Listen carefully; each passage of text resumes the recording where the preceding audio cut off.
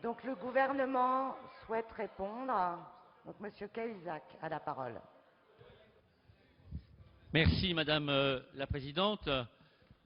Après avoir écouté attentivement Monsieur le député Estrosi, je me demandais ce qu'il emportait dans son intervention de l'immense affection, le mot est faible, qu'il a pu porter et qu'il porte manifestement encore à l'ancien président de la République, ou de l'argumentation à l'égard de ce projet de loi de finances rectificative que le Parlement se doit d'examiner. Beaucoup d'arguments ou de supposés arguments ont été apportés par M. Estrosi. Je voudrais simplement lui faire remarquer qu'il a, avec parfois des temps d'éclipse, participé à un gouvernement qui, dans ces 5 dernières années, a pu faire une chose et son contraire, qu'il a voté au sein d'une majorité en faveur de dispositions pour ensuite les récuser. C'est donc lui-même, soit comme membre du gouvernement de l'époque, soit comme membre de la majorité passée, qui a donné l'exemple d'aller et venue, de stop and go, selon l'expression consacrée, bref, d'une pratique gouvernementale qui ne semblait pas traduire une réflexion forcément aboutie toujours et tout le temps. Dans mon intervention, j'ai indiqué ce qu'il en fut, par exemple, des mesures du paquet fiscal, la déductibilité des intérêts d'emprunt pour l'accession à la propriété. M. Estrosi l'a voté, puis a voté leur abrogation. Le bouclier fiscal, il l'a voté, défendu, puis il a décidé son abrogation. Je voudrais aussi rappeler à M. Estrosi, puisque ce débat autour de ce projet de loi de finances rectificative revient à faire à nouveau le bilan des 5 années passées, un bilan que, me semble-t-il, les Français ont pu faire eux aussi pendant la campagne électorale et qu'ils ont conclu dans un sens, donc je peux comprendre qu'il le regrette, même s'il admettra qu'il me réjouisse.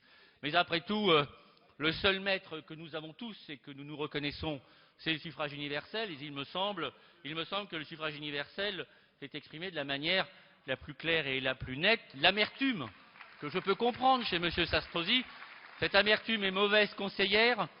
Elle amène à ne pas forcément faire preuve de la lucidité la plus élémentaire quand il s'agit de juger des mesures qu'un autre gouvernement que celui qu'il a pu soutenir se propose d'adopter. Il est vrai aussi que, faisant la défense du précédent président de la République, M. Estrosi a bien veillé à également justifier le bilan qu'il a pu avoir comme ministre de l'Industrie. En la matière, reconnaissons que la tâche qu'il avait à la tribune n'était pas simple, car M. Estrosi a été le ministre de l'Industrie avec les résultats que l'on sait. Un commerce extérieur qui, l'année dernière, a été déficitaire de près de 70 milliards d'euros, un record absolument historique, un déficit jamais connu, un déficit qui, d'une certaine manière, était la conséquence d'une politique industrielle, celle qu'il avait menée, et dont manifestement elle ne produisait pas les effets qu'il pouvait espérer, car je ne doute pas de la sincérité qui fut la sienne quand il était ministre de l'Industrie, même si en retour, j'aimerais qu'il accepte ce que furent ces résultats-là, un pays qui s'est appauvri, car être déficitaire en termes de commerce extérieur à ce niveau-là, c'est nous appauvrir, un pays qui a perdu sa substance industrielle, monsieur le ministre. C'est quand même sous votre autorité que notre pays a perdu des centaines de milliers d'emplois industriels. Sous votre autorité, monsieur Estrosi. C'est sous votre autorité que la valeur ajoutée produite par l'industrie s'est effondrée dans la valeur ajoutée produite dans ce pays. L'Allemagne a, je crois, une production de richesse due à son industrie qui représente plus de 20% de sa richesse produite. C'est sous votre autorité qu'en France, cette richesse déjà inférieure à celle que l'Allemagne connaissait s'est encore effondrée. Nous sommes à moins de 13%.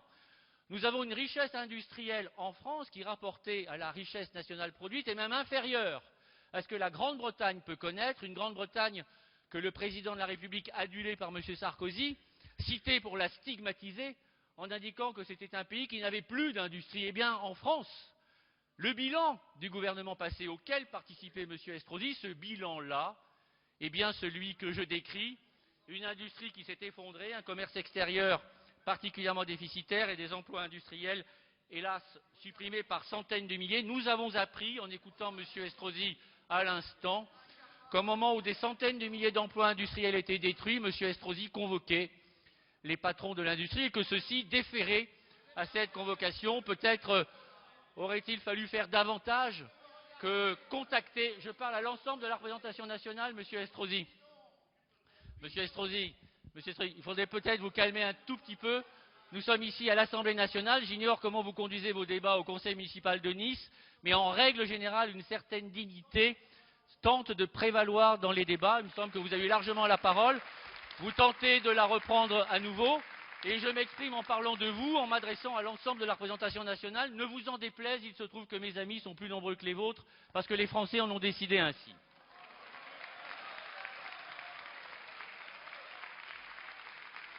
Enfin, Monsieur Estrosi, je vais vous le dire les yeux dans les yeux, puisqu'après tout, vous souhaitez qu'il en soit ainsi, en demandant à mes amis politiques de bien vouloir me pardonner de leur tourner le dos à cette occasion, mais je vous l'assure, c'est temporaire.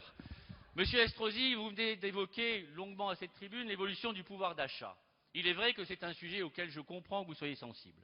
En 2007, le président que vous chérissez au-delà de toute raison, ce président avait été élu sur la promesse d'une augmentation du pouvoir d'achat. Vous-même avez fait partie d'un gouvernement qui avait fait du pouvoir d'achat l'alpha et l'oméga de sa politique. Monsieur Estrosi, dans la majorité qui vous soutenait et à laquelle vous avez participé quand vous n'étiez pas au gouvernement, puisque vous avez fait quelques allers et retours au demeurant difficilement compréhensibles, que vous soyez donc membre du gouvernement ou membre de la majorité, c'est-à-dire parlementaire, vous avez donc adopté des mesures dont la conclusion en termes de pouvoir d'achat ressortent clairement des documents budgétaires que vous avez sûrement dû consulter. L'avant-dernier et le dernier trimestre de l'année 2011 et le premier trimestre de l'année 2012 se sont conclus par des reculs du pouvoir d'achat par unité de consommation. Vous avez été, Monsieur Estrosi, à la fois comme membre du gouvernement et comme parlementaire de la majorité, à l'initiative ou l'acteur de dispositions qui non seulement n'ont pas augmenté le pouvoir d'achat des Français, mais vous êtes directement responsable, notamment par la politique industrielle que vous avez menée, d'une diminution du pouvoir d'achat par unité de consommation, c'est-à-dire le seul critère valable dès lors qu'il s'agit d'apprécier le pouvoir d'achat, le seul critère valable, vous en conviendrez avec moi, reconnu et comme tel par l'ancien président de la République, car c'était lui qui, quand il était passé au ministère de l'économie et des finances, avait souhaité que ce soit ce paramètre qui juge du pouvoir d'achat et non pas l'évolution du pouvoir d'achat brut. Et donc, au regard même des critères que vous avez privilégiés, votre politique s'est conclue au bout de 5 ans par un échec terrible. Le pouvoir d'achat des Français a reculé et je crois que cette situation que tous les Français ont pu constater, cette situation ne fut pas pour rien dans l'échec que collectivement vous avez connu et que manifestement vous avez un tout petit peu de mal à assumer.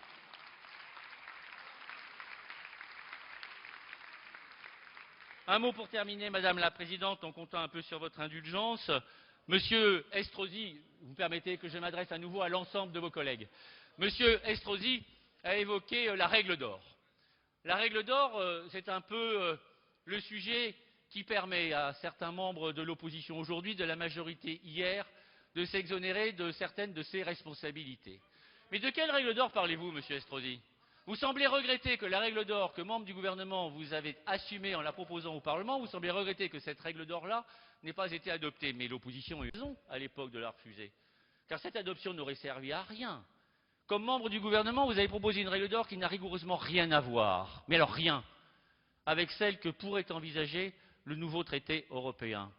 Vous le savez d'ailleurs probablement, et donc vous jouez de cette formidable confusion qui consiste à vouloir faire croire que nous accepterions, le cas échéant, des règles de finances publiques inspirées à des principes de bonne gestion, après avoir refusé ces principes de bonne gestion quand c'était vous qui les proposez, la différence étant que ces principes, l'année dernière, et ceux que peut-être le Parlement aurait à examiner, n'ont rigoureusement rien à voir les uns avec les autres, puis ceux que éventuellement nous examinerions évoquent la notion de solde structurel, ce que vous vous gardiez bien de faire, faute de savoir d'ailleurs le définir. Donc cessons donc, au moins pour la clarté des débats dans cette enceinte, cessons donc de faire semblant de croire que la règle d'or qui nous est sans cesse rappelée, car ayant dû être, selon les parlementaires aujourd'hui de l'opposition, ayant dû être adoptée l'année dernière, cessons de faire semblant de croire que cette règle d'or serait celle que peut-être nous examinerions. Cela n'a rigoureusement rien à voir et les textes le démontreront à l'envi.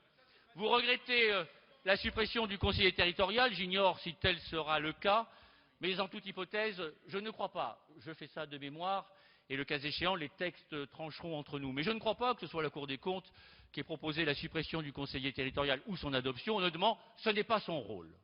Le rôle de la Cour des comptes est d'apprécier les politiques publiques, d'en apprécier également leur coût, La Cour des comptes n'est pas là pour se substituer ni au pouvoir exécutif, ni au pouvoir législatif. Au moins là-dessus, peut-être pourrons-nous tomber d'accord. Le conseiller territorial émané de la commission dite Balladur.